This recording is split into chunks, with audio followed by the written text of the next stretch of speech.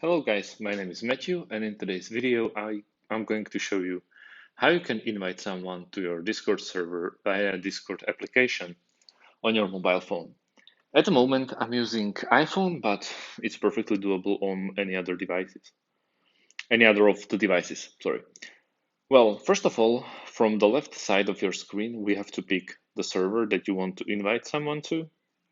Let's go with the only one option that I have.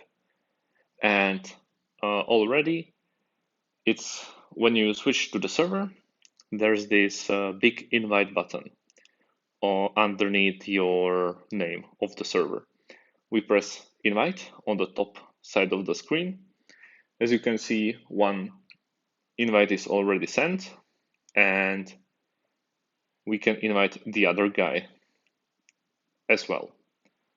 Well, that's about it. We can scroll down.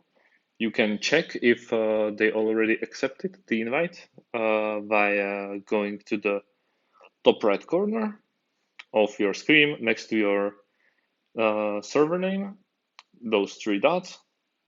We want to go to the middle right side where the settings are, and all the way down under user management there are members.